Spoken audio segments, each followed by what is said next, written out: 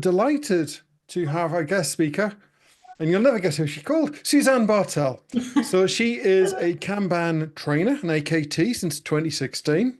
I think we were just trying to work out where we first met. It might have been in London 2013 or one of the Kanban leadership retreats in Cascais in Portugal, which was great fun.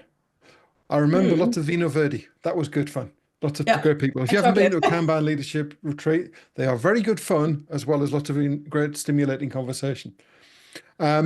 Susanne is also a Kanban coach, I believe, AKC as well. So you've got like all the badges on that one, your top level, and author. So short and sweet in German, gut and Bild, but apparently working on a translation. So, hey, we might be able to read it if you don't read German. But yeah, to follow that theme, short and sweet, I think I should possibly hand over to Susanne. Okay, thanks. All about project management and hybrid. Yeah, let's have a look. What is this? And as it's about project management, where is my mouse here? Of course, I brought a plan, right? So we have a plan for the session. Okay, we'll start with some quick intros. We're in the middle of it already. And then, let's take a little step back and, why do we do project, and what are issues at the moment? And how can we make sense of this? And then I'll share some details about applying Kanban in projects. And we do a wrap up and Q&A. So we'll see how much time we have for questions. There's quite a lot of slides, but we can also skip a few in the end or so. We'll see. It's kind of a big topic. So we nailed the cat. Okay, meow. And thanks for filling out your the survey. So I can see we have a good mix of project managers, like 2 people. We have 2 that say all of the above, Scrum Master, Kanban coach, whatever. And 15 Scrum Masters, Agile coaches, and 4 Kanban folks. Okay. Have been working as a PM. Oh, okay. More than half of you have been working as a PM. That's great. And you're running your projects currently. Traditionally, 8 of 24. So a third of you, half of you Agile. Oh, and more than 50% hybrid. Okay, cool. So that's really, really good, because then maybe you can also chime in with some experiences that you made. Okay, methodology. I thought it would be a bit more Prince 2, but obviously it's not just limited to the UK, right? So PMI probably from the Americans, IPMA, other. Okay, cool. Thanks for this. I will leave the survey open for people joining late. All right, briefly about my journey, really, really briefly, just so you understand how did I end up at this topic. So I studied computer engineering, oh gosh, in the last century. And then I joined Sun Microsystems and worked there for 10 years, starting as a project engineer, powering the internet, crawling through data centers, great fun. And at Sun, I became involved in a project to create and roll out globally a Prince2 based methodology. Okay, so that took a few years, was really interesting. And I had some great colleagues from the UK, which not only delighted me through their wicked sense of humor, but also, very deep knowledge. So that's how I got really my deep dive with Prince2 and also PMI. So back in the days, lots of traditional project management. And then some of you might know, Sun got bought by Oracle, and I got my first child. So then I started to work as a freelancing Scrum Master, Agile coach. And I finished my MBA, like in, I don't know, a few years later. And as Dan said, since 16, Kanban trainer, and kind of 13, I was in a big project, and they gave me the infrastructure team and told me, make Scrum work for these people. And we really tried, but it kind of didn't work out so well. So I started looking for an alternative. And that's how I got to know Kanban, and it's stuck ever since. So nowadays, we really, really focus on Kanban, with everything it brings. It's really cool, leadership, change, you name it. And Andreas and I, so it's my husband and partner in business and crime. So we float at Hamburg, and that's what we do. Kanban coaching training. So this is my journey in like 2 minutes, so that like also, how did I get to this topic? All right, that was the first point already. So let's you can guess now. I'm based in Hamburg, okay, Germany, northern Germany. Beautiful autumn days at the moment. We're having 3 kids. They're watching DVDs upstairs because I said save the bandwidth, no Netflix. So yeah, we hope all goes well. Okay, why do we still do projects? Okay, so I had a little bit of Googling around, and I even asked ChatGPT, and it was kind of what came out of it. So of course, we want to have some focus on some clearly defined objective, right? We want to get something specific done, normally that we haven't done before. The second one, I think it's quite big, right? In practice, time bound, right? We have defined dates that give it a sense of urgency, right? And that also we can use as a basis for tracking. Projects give us access to resources, right? It's permission giving in the organization. Money, time, people, whatever you need. It gives accountability. It's like, these people, they will finally take care of the Office 365 migration, right?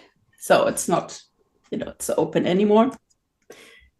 You can manage change. Yeah, I didn't agree with that, but a lot of sources say that, for projects, you have a controlled environment. Yeah, you can have a plan to manage your change.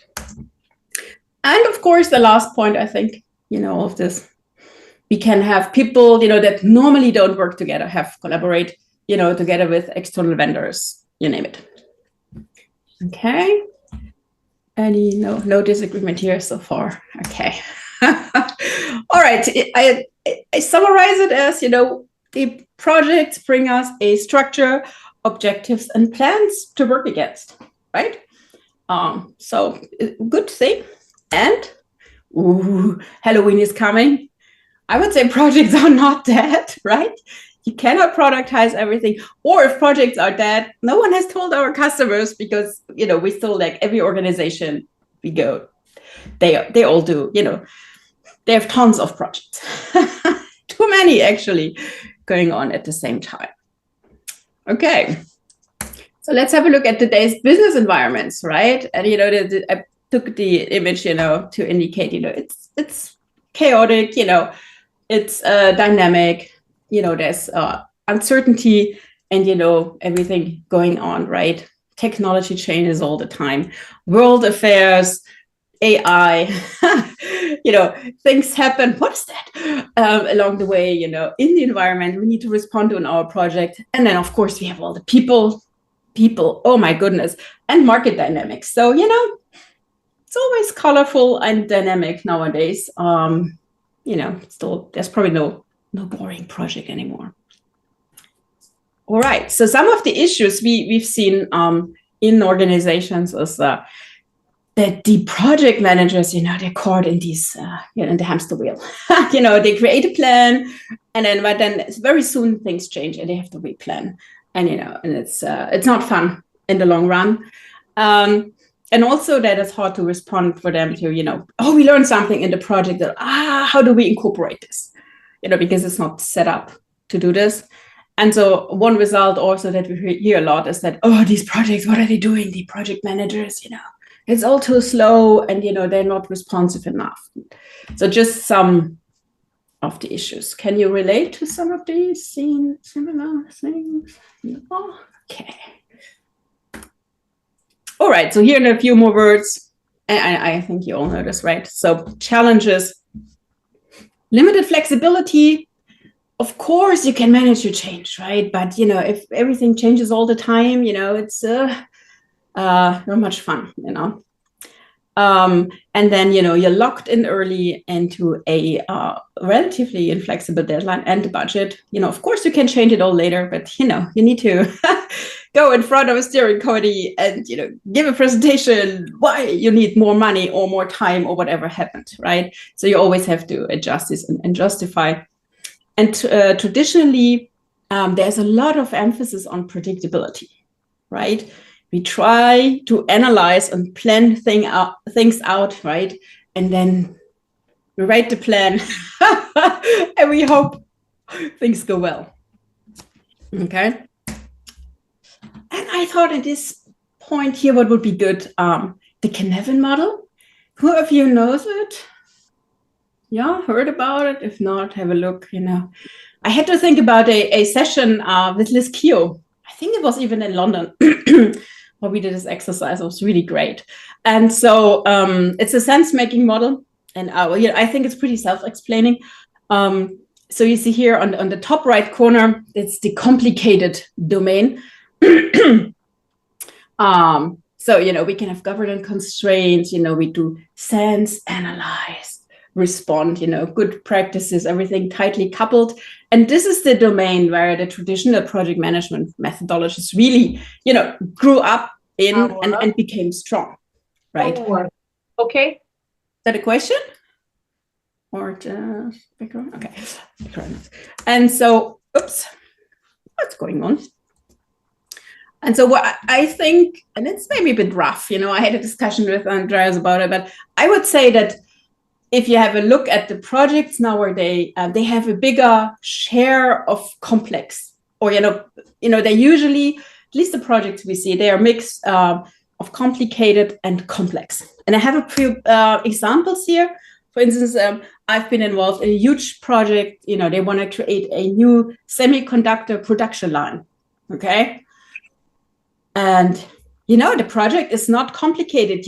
Not just complicated, you cannot plan it in advance because it's a new technology and you have to do cycles and you have to learn and, all of this. So it has some complex aspects. When you think about a Windows 11 migration and a big corporation, I would say it's still mostly complicated. Or, just AI again. Big topic at the moment, right? And all the companies, they're all launching their little AI programs project and trying to sense like what's going on there, what can we make out of it, right? And they're probably even more in the complex area, right?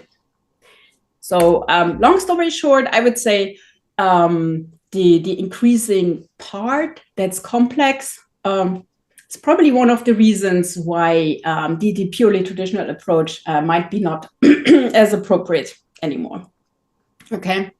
And Dave Snowden, he also puts the agile way of working in the complex domain. So that would be the appropriate management model. Okay, just looking in the chat. Kind of agree. All right. Good. So what I've seen done, or what I heard about happen a lot, is people say, oh, that's easy. So what we will do, we have our project here, right? We take the TMC, they're doing this software stuff, and they can do Scrum. And then we're do an agile project, or, we can have some agile way of working there. Anyone of you done this? Heard about it? Yeah, it's pretty common. And I think, of course, it can work well, particularly if it's a software company, but it has some limitations, right? And we've been in a few companies where they considered this as an option, but we found like, no. If you're not doing it already, you definitely don't want to do it, in the course of a project, because, you get this additional burden, the backpack for the project managers, like, oh my goodness, now I'm also change manager. No. We need to get our stuff done, right? So it can be a big change burden if it's not an established way of working. Oops, wrong direction. Okay. And then, of course, it clashes, you might get some cultural clashes, Imagine a German insurance company and, the steering board, with high level people. And then you tell them about, we don't need sprints and no. So, there might be some friction with the traditional approaches. And I think that's the biggest one. Scrum is limited to the delivery level, right? To the team level, Scrum by itself is a team-based method. And yeah, maybe maybe is there something in chat? People say, yeah, we also do a Scrum for a whole project, but probably these are probably rather small project. That's not, I don't think that's what Scrum was set up to do. Okay. So in short, I think Scrum can be helpful, but it has some limitations. All right. So as we're in the Kanban coaching exchange, you see we're slowly getting closer to Kanban. Let's have a look at Kanban. And I don't know how proficient you are with Kanban. Let me see this. See the chat. So just a very quick recap. Okay, and I kind of filtered it for like, what's the stuff relevant in the project context? So change principles, start where you are now, right? Just acknowledge the existing project management methodology, right? If they're doing Prince 2, oh, wonderful. That's our basis to work on. We will not start this or change this. With Kanban, we would keep the existing workflows, visualize, take it from there. Kanban, we love, you all know this, we love continuous flow of work, right? Ideally pull. So, some signals, oh, we have capacity, and then we can start working on stuff or progressing it through our processes, and, we get to tensions layer, but, these fixed states, they limit our options. We don't love them, right? In Kanban space. We'll get to this. All right, then we have the service delivery principles. And I picked the one I think that's quite important here. Manage work, not workers. We visualize the work and then we let people self-organize around it, right? And find smart ways to get stuff done. That's also quite different than traditional project management. David calls it a task dating, right? Dating agent between task and people. No. We don't want to do this, right?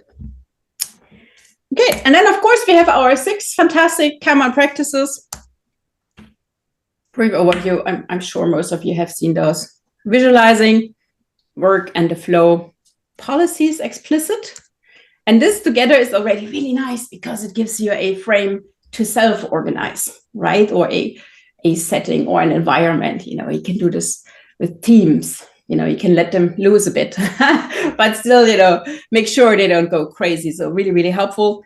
And then, of course, what we do with Kanban, we manage the flow of work, through the system. And of course, we try to limit the work in progress so that we don't do more than we have capacity for. Because you all felt it. It all will take much longer when you start too many things at the same time. Okay. And of course, we also do some cycling and looping and learning and improvement. I think this would also do no harm in the project context. Okay. So based on this, and I think this is a really important message. And, we had discussions this year in Cash Case, and Dan, sorry you weren't there, about project management and Kanban. And, I said like, no, people, you don't need, you see on the right-hand side, there is no Kanban for projects, right? You just do plain old vanilla Kanban and apply it to your projects. That's really important. So you don't need to learn any new principles or so. You just apply it to maybe your chunks of work are a bit bigger than you're used to, maybe normally like in an IT team or so, or in a marketing team, you deal with dogs and cats, and maybe now it's like an elephant, that's moving a bit slower across the board. But hey, it's still the same principles and practices. Okay, vanilla Kanban. Just checking. Any questions so far? Comment. Test. No. Okay. So let's see. Fit. This is a weird gloves, right? You saw it immediately. This is a glove. It fits like a glove, but there are also some tensions. Okay. So I think start where you are today is really good. No? Be appreciative of the culture. You come into, with a project, don't try to change the culture also. And the way of working completely as part of your project. Oh my goodness. And then the workflow orientation of Kanban works really well, right? I'm sure a lot of you have been in these environments. Kanban is really easy and straightforward, where you have a nice straight process to follow, right? Yeah. So you can really help to manage. Kanban can help you to manage the flow of your work product. You can handle dependencies. So Kanban is pretty cool with dependency management. Hierarchical workflows. And the thing we had with the Kanban practices, you can create a controlled environment for self-organization, particularly in the areas that we found out they're a bit more complex. So that's quite a nice option. Of course, there are also tensions, right? Because also initially I heard like, oh, what projects Kanban? How does it fit? And I think that the biggest one is probably the different approaches to capacity management, right? Yeah, I see some nodding there. So, we have flow, and on the other hand, we have a predetermined plan, the start and end dates, maybe down to the task level, right? So you see here the big assumption, this person, this team, they will be available at this point in the future to do stuff for the project. Okay. I think there's a very big difference in how it's approached. Okay. Okay, no questions. So let's start with the easy stuff, right? I promised lots of workflows. Look around in the organization, in the context of projects, there's just workflows everywhere, right? So first of all, project landscape. The projects themselves, they have a workflow, right? They have life cycle stages, These are a bit Prince 2-ish inspired, but I think it's also common sense, right? You identify, a need for a project. You need to, jump a few hurdles, fill in some forms, and then you get to, yes, you may proceed to the initiation, right? And if you've done your homework, you might actually get to deliver, get all this money, people, tools, whatever you need, and do cool stuff. And then, of course, in the end, close the project. Okay. You find the same for project phases. Once you look at it, you see just workflows everywhere. For phases, it's quite similar. You identify them, you prepare them, you run them, you close them, in a shelf of a project. And also the work products or work packages. We'll get to this in a second.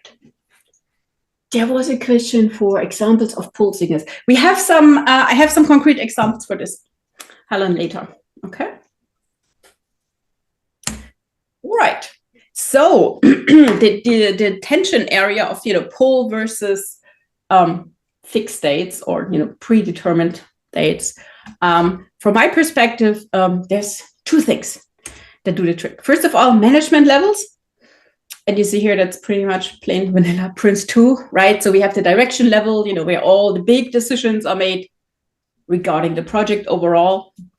Then we have the management level, manages the ongoing phases of the work, keeps the overview. And then at delivery level, that's where people finally, actually do some work, to create your delivery products, whatever the scope is of your project.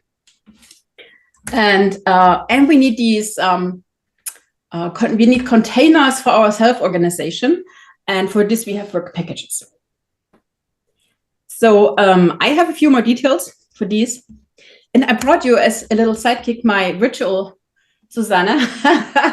So, follow us on Vimeo if you want to. We have this Instant Kanban series, and I brought you a few snippets because I found myself, preparing for this presentation. I found myself like redoing the slides, in slides, parts of the video. That's stupid. So we'll just have a look at some snippets from the video about management levels. Okay. Project manager. Like a cake, project has different layers. And these are the Prince 2 levels as an example. At the direction level, you and your stakeholders will benefit from the improved transparency through the Kanban boards. You can visualize and conduct your high-level management processes at ease. And lastly, Kanban will allow teams a self-organized way of working. Okay. What's worse than one, Susanne? Now you have two of me. Okay. So much for the management level. So really have a look, they're really, really helpful because, at the different levels, you might use different management paradigms or approaches. I'm having a snack. Sorry. And then the next thing I mentioned what work packages. And this is with Prince 2 terminology, maybe like deliverables. So we say like, do this. So one or more products, define project products within these constraints, right? And then this work package is agreed between the project manager and the team manager. And actually the work packages, they sit on the boundary between, let's move back here. They sit on the boundary here between the management and the delivery level. They actually glue it together and really, really helpful if you want to do some crazy agile stuff in your project, right? Okay. And to say it with Dave Snowden's words, these work packages, they serve as enabling constraints, not governing constraints, but, they give, imagine you have a team, that wants to look into a new technology and see how, how they can do wafers, a new form of wafers. They get an objective and some money and some time, and then, that's it. Within this frame, they then self-organize to get it done. So you delegate this with a clear responsibility from the manager, the project manager down to a team, several teams, and then you have clear responsibility. That is important. Okay, let's have a look at the workflow of work packages.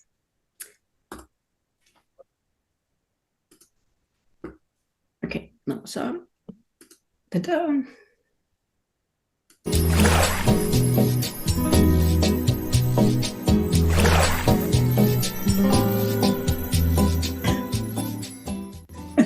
With Kanban, we just take this workflow and model it on our Kanban board. You then simply transfer your work packages to cards and move them across the board. Easy, right? Anyone done this? Yeah, cool. It's really simple, but very, very powerful. I can tell you it really changes also how you communicate with your teams, with the stakeholders, just feels different. Okay, so again, here we have a workflow of work packages. And then when you all knit it together, you come up with this, you have this hierarchy. You have a project. So you could have a board, with all the projects. And then in the project, you have certain phases. And in the phases, you have these different work products. And, it's always like when the underlying here in phase 1, you have finished work package 1 and work package 2, and then your phase is done. Just from the content work, of course, there's more management work, but you would handle this separately. So I hope you're getting the picture. So that's what I meant with hierarchy. And what is important to understand that you kind of cascade down, right? On every level, you have your planned start and end dates. I initially had it in it, but it was really messy. That's why I took it out. So the project, you say, here's the start date and the end date for the project, right? And then early on, you say, okay, here's when we're going to start with the first delivery phases, and this is the end date for the phase, right? So these are kind of the high level things that you fix early on. And then you break it down, right? You can do the same for phases, work packages. You can assign people, teams, money tools, whatever, right? And that is also, again, nicely compatible with Kanban. And of course, you have a nice flow of work there, right? And so the thing at the bottom, I think it's quite important. We just had a discussion, whoops, wrong direction. With the client today. Oh, that's kind of complicated. So it says high level plan. No, usually you don't have this in a digital Kanban system.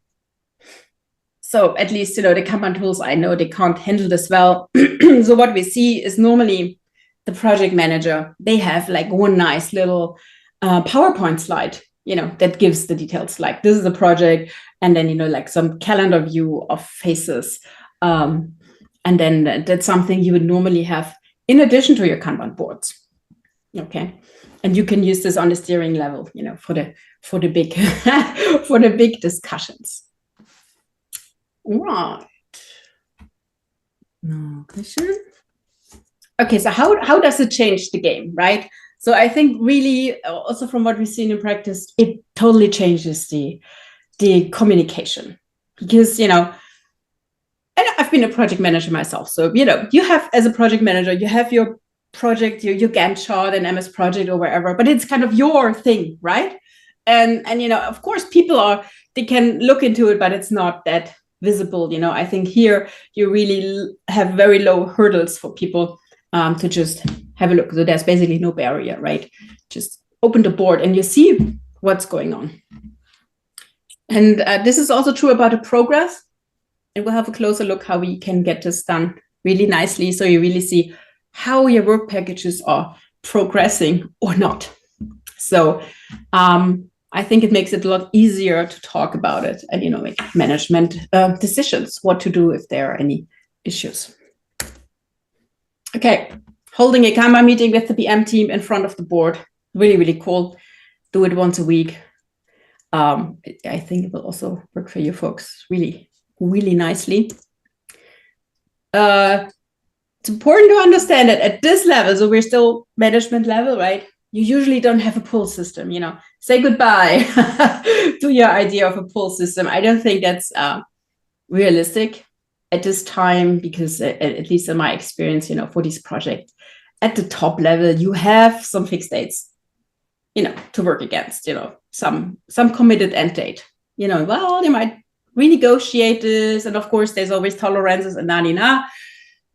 But I think it would be not realistic to assume that you don't have these dates. So at the top level, I think you would work towards these dates, at least, use these boundaries for your progress tracking.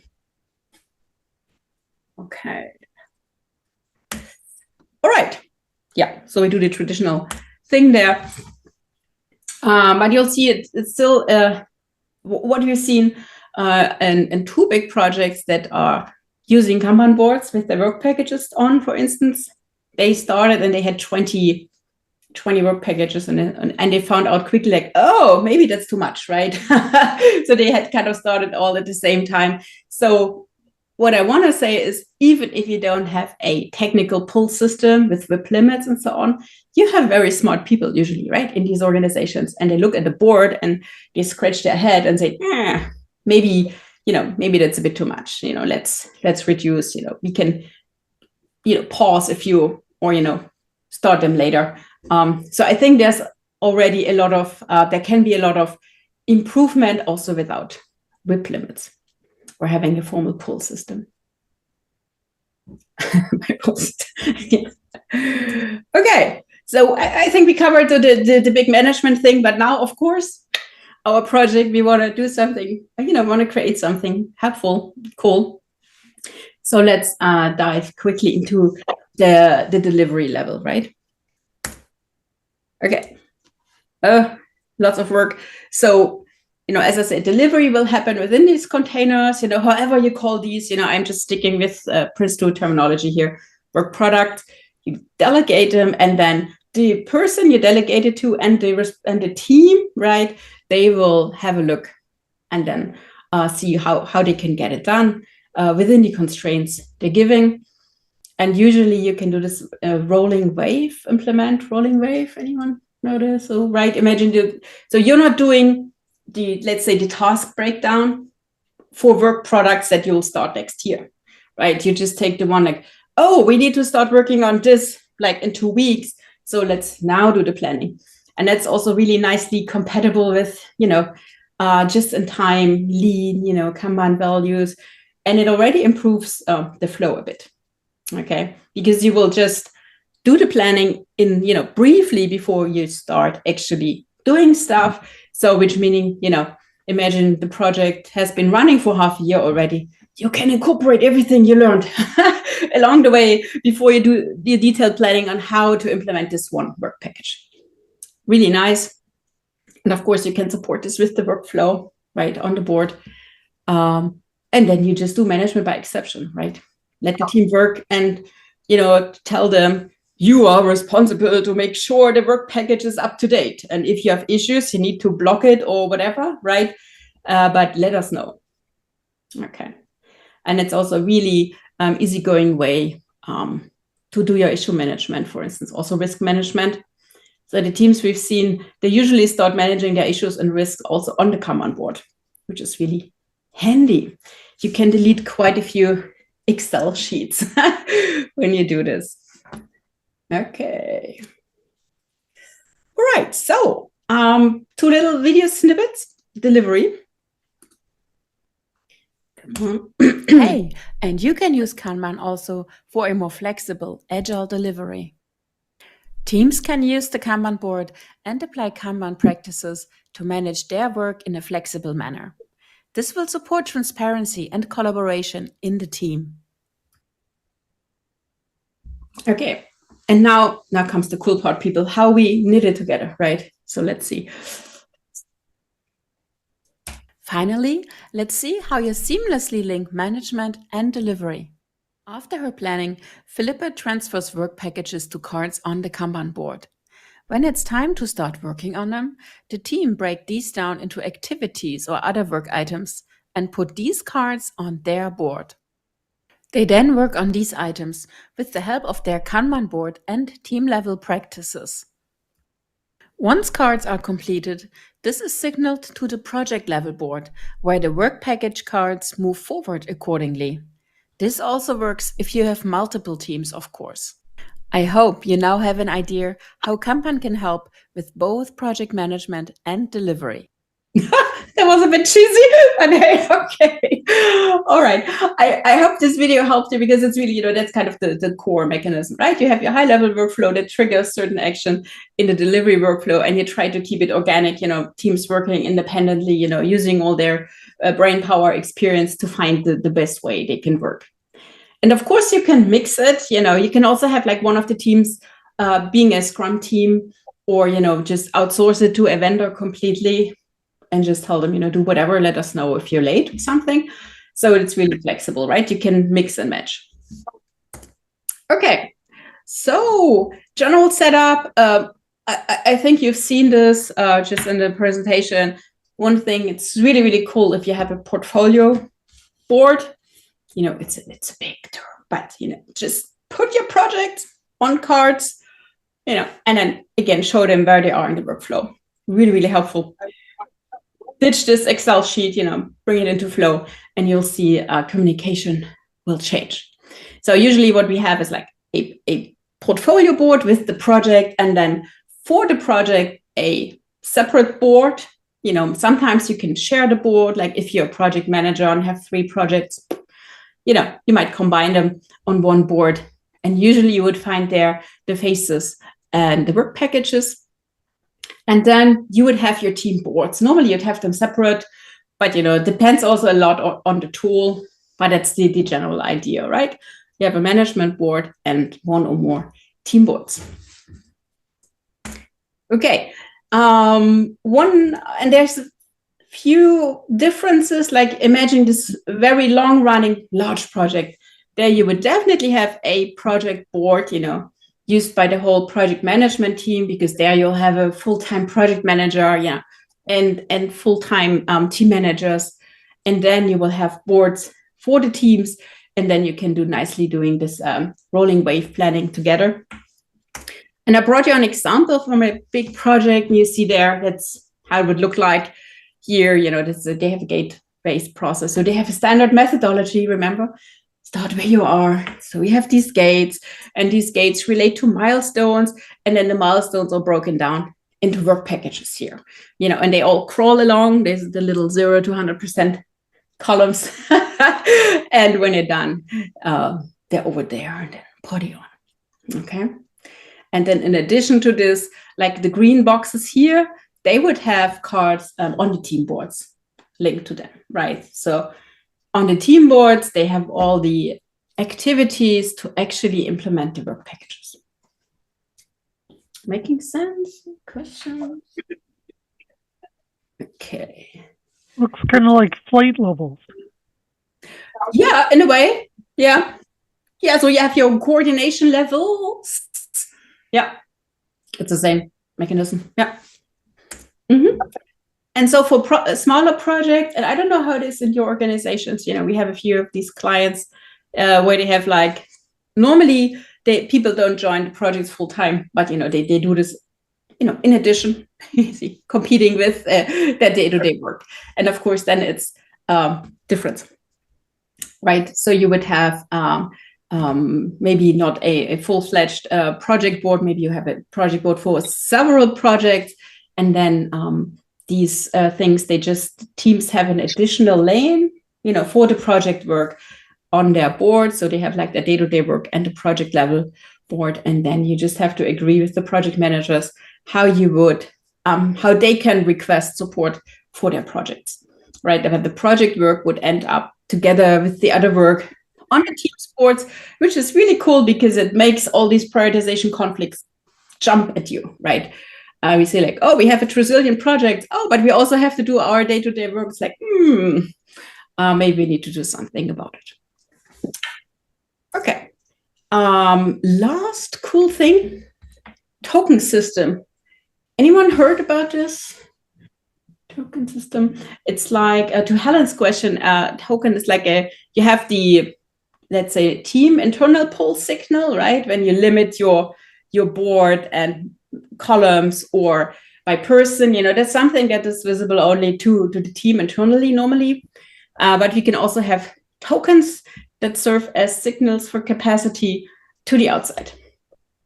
Okay, so let's jump into let's have a look at the visuals first. So imagine you have a operations team and they say, yeah, we can manage 4 projects at a time.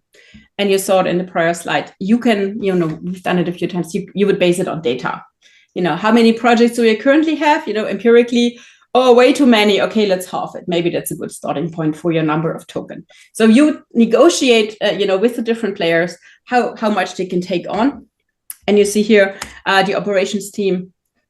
Maybe they just finished 2 projects, so they can take 2 more. Bring it on. Okay, reporting and. They said, okay, we can do 5, but all the tokens. So if they start a project or start working on a project, the token is consumed. Sorry, I should have said this right. And then it's kind of gone. And at the end of the project, it's being recycled so that it then returns here would be full green circle. And we see here, that's supposed to be a business unit. Out of their 3 tokens, they have 2 projects already running. 1 empty spot, so they could also support another project. Can you follow along? So you can imagine this is like tokens. Yeah.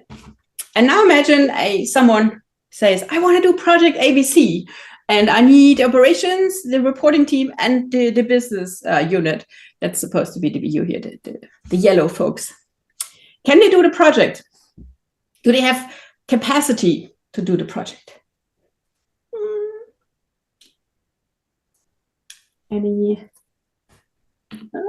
So let's see. Oops.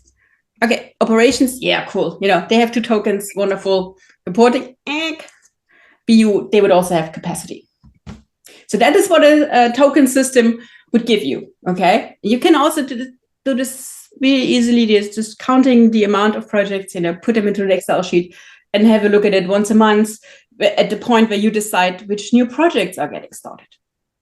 So now the question is, it's always with Kanban, it's great information. So what do we do with it? Right? So, okay. How is this different from WIP? It looks like WIP to me. Yeah. Yeah. And I tried to draw the slide for the team. But from the team's perspective, that is WIP. That would be their WIP for projects, right? Exactly. And this would be then the token to the outside. Yeah. So there could be 1 token that could say we could do 50 stories or tasks or something. Yeah, and that's something where normally we try to keep it simple, and do it on a really per project. Like we do these projects regardless of how many things are in the project, because a short project will be finished early, and then you will recycle the token. You can start the next one. So this would be really like, how many projects are we working on at the same time? Okay. But of course, you can also tune this, And by the way, I wanted to also say that this is from Patrick Stayard, right, from Okaloa. This token thing, there's the multi-level simulation. That's kind of the inspiration. So basically, in this situation, you can say, we talk to reporting people and try to convince them, oh, okay, we'll do it anyway. Or you could say, okay, we'll hold it back until reporting says, we have time. Maybe you have another project where we don't need the green team for. Yeah, that's basically the decisions. And then it depends on the maturity of the organization, right? And maybe also the amount of pressure and maybe stakeholder power that's behind a certain project request, what is being done with this information. But this is the idea. Okay. Can be really, really helpful if you have this problem of teams struggling with many projects. Yeah. And it's a form of limiting WIP. Okay. Alrighty. Wrap up, and then we can take a few questions. Okay, here's Philippa, that's the project manager from the simulation. So what we get is really, we've seen it in practice, it's really nice, you get much more effective communication, because also, that's to the right?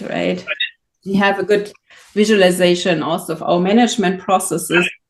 And it's really nice, if you have a Kanban tool that supports this, that has proper linking between different levels, you get basically a real-time progress thing for free, right? Because, you just need to link like the phase with the work packages, and then progress, make sure all the cards are maintained, and then your whole project progress bubbles up automatically.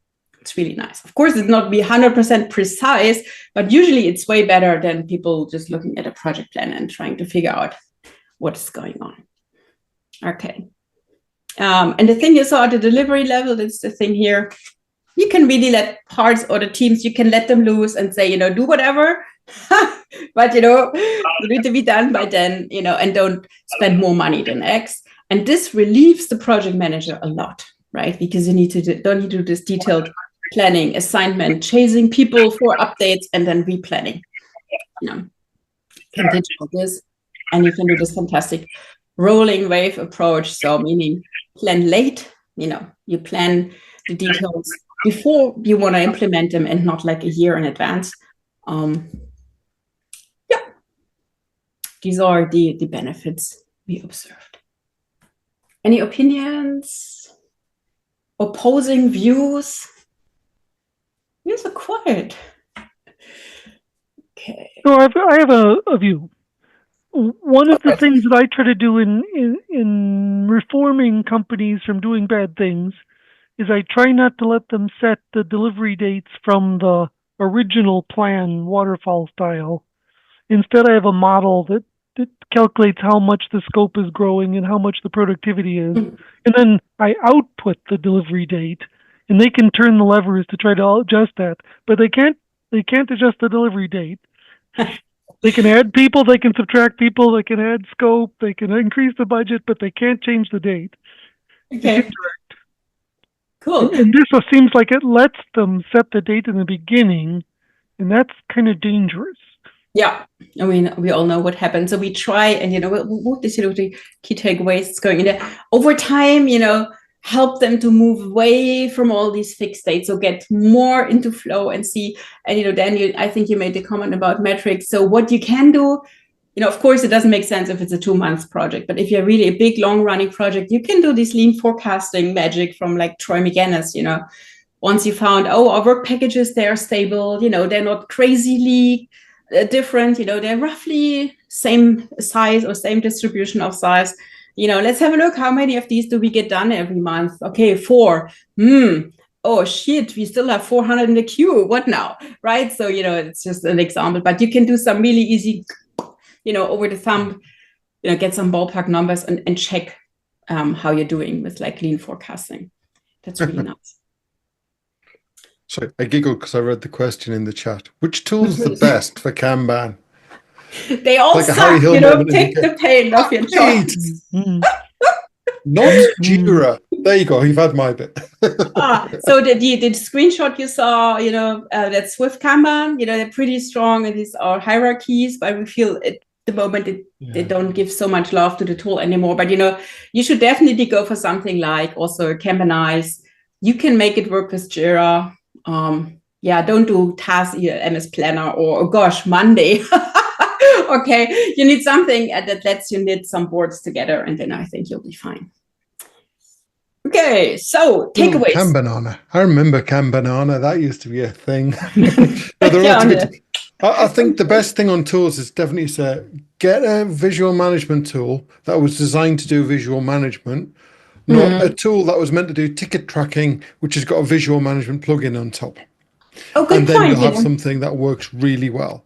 You could use Miro as the hybrid. Right. Yeah, I mean, so the reason I say Jira is back in the day, Jira was just like ServiceNow, and a third party developed a thing called Greenhopper, which Atlassian then bought and called Jira Agile, and it's still quite limited in what it can do. It's like multiple flows and multiple people working on the same thing is almost impossible because of the underlying architecture of the tool. Whereas things like Kanbanize are built from the ground up to have multiple people working on things, to have multiple different flows on the same board within the same WIP limiting. It basically was designed to do that from the ground up. So which one you choose up to you, and everyone's going to come up with a different answer. But pick one that's that advanced agile boards plugin for Jira makes it reasonably acceptable. I really like it. Yeah. Okay. I like the best thing you said was reasonably acceptable. We can have another session about tools, don't get me started. Okay, takeaways. Books back. So you can apply Kanban practices and principles to your projects. Okay, I hope you bought this. Yes. Okay. Make sure different management levels, different approaches. At the top you might have these big old dates. To work against. Okay, but lower down, you might have a lot more flexibility, and you can get more into flow, and combine this nicely. Yeah, and then do the Kanban magic. Try help them to getting into flow. Do the rolling wave planning. That's really nice, and then work with them on their fixed dates, madness, and just see where they can get a bit more into flow based management. Okay, whew. That's the end of my slides. Oh my goodness. Okay. Any questions? A lot of people try to use Scrum to solve these problems. I like Kanban better, but most people ask for Scrum. Yeah. I would think it's a blind spot. They also know Kanban only as a team-based method, and I think a lot of people don't know what Kanban can do, right? So that would be my take on this. Yeah, I would say 99.9% of all Scrum that's out there isn't Scrum, it's Scrumish at best. They've missed the important thing of you have to do all of Scrum before you say Scrum doesn't work. That whole thing. If you can't do that, it's like I put a comment in earlier on about, Susanne, you mentioned about should this team adopt Scrum? So I should out myself. I'm a professional Scrum trainer as well, with Scrum.org. So I care deeply about Scrum and Kanban. That's usually an anti-pattern because the existing team doesn't usually have the cross-functionality needed to do Scrum. So you can't do Scrum with an existing team more often than not. And actually you need to make something new that's starting from fresh. And that is much more successful. However, most people don't see it like that. And that's why they have ceremonies rather than events and all those kind of things. But yeah, and then say Scrum doesn't work.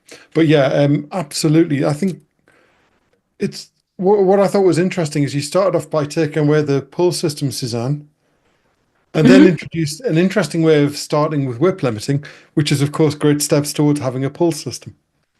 As soon as you got the tokens, effectively, you got a pull system again, which I love. Cool. And just maybe quickly, this one question, the rolling wave, here's as an example, here you see the work package, the lane or board, you would say, identify, we know for this phase, we need to, be cutting these work packages. And then, and you just put them, it's like a backlog, right? And then you put like planned start dates on them and say like, this is, we probably need to start it in 2 weeks. And then you would then pull it, that's something where the Kanban system can really nicely help you, right? You can pull it here into elaborating, right? And then in the elaborating stage here on the board, you would then create like tasks that would go on the team boards. Or elaborating would be, finishing the description, and then in the breakdown, once you agreed with the PM team, you would then do the actual planning that would end up, with all the tasks on the team level boards, for instance, or work products, whatever they do. Okay. Does it make sense? And you would just do it at the time when you're kind of ready to start working on it. And you can also Google for it. I think it's an established term from project management. Okay. All right, people. Thanks so much. You know where to find me. Oh, it's not in here. Susanne at flow.hamburg. LinkedIn. I think I'm connected to a lot of you. Follow us on LinkedIn. Also for the newest videos, working on a few next ones. So we'll see how these work out. Okay. Well, thank you so much, Susanne. But Thanks, if you know guys. this one, it's silent applause, because Zoom normally cuts it out if you try and do that. So that's a silent applause. And that's British Sign Language for thank you. So there you go. You're welcome. So thank you so much for that. Does anyone have any additional questions? On topic or off? Hey, we've got Susanne. She's an expert. I wanted to ask about Scrum again. If you do it by the book, at the end of the sprint, you throw out everything and you start over again. If you have a very complex problem, that might be a good strategy. But if you have a project where there's work packages built up, that's kind of artificial or unrealistic, I think. So what I'm hearing is you've got this screw that you want to put into some wood, and the hammer's not working very well for you. Is that right? I'm going back to what I said before, that most people say, how can we get Scrum to do this? And I say, start with where you are now. You got Scrum. Oh, that's not what I want to say. I want to say, throw out that Scrum and put some Kanban in. Well, that's not the right answer. So, I'm I mean, stuck. this is the thing. If you want to do Scrum, Scrum is a specific tool for a specific use case that you would only use for that specific thing. I always do a talk about going to Walt Disney World. This is what Agile at Walt Disney World looks like. Queuing all day in the hot sun. Spending hours in the queue and 2 minutes doing a ride. Oh, that was good. What should we do next? You plan a year ahead. You book 3 hotel rooms, of which you only use 1, and you get your restaurants booked 180 days ahead because you got free cancellation. You plan everything, and then the only question is, do we do tomorrow's plan or do we go to the pool? And it's really, really easy. If you're doing tomorrow's plan, you've got the data, you know which park's not busy, you know how to optimize, and you'll not queue for more than 15 minutes a ride, because it's a complicated problem with data. It's not a complex problem. Don't use a complex tool for a complicated problem. So if you've got just deliver, and there's no complexity, don't use Scrum. If you've got high complexity, you use deliver method, you're going to deliver the wrong thing beautifully. Yeah. So you've got to pick your tool for your problem, hence hammers and screwdrivers. Okay, Pick your tool, don't throw them all away. You can mix it. The criteria for Scrum, then, the specific narrow criteria is complex? Yeah, it's even worse than that. It's complex, liminal into complicated, if you're going to use Cynefin. So it's on the border between complex into complicated is where it would really suit more than anything else. But it is only for complex problems. And it actually says that in the Scrum Guide as well. And Kanban? Kanban will work almost anywhere because it starts with what you do now and how do you get more fit for purpose. Kanban done well leads to more fit for purpose, right? That fair to say, Susanne, would you agree? Yeah. Yeah. So if you're doing something and want to get better at it and want to improve, Kanban's a change method. Yeah. It's an improvement method. And how many change methods try and make things worse? All change methods are just improvement methods, really.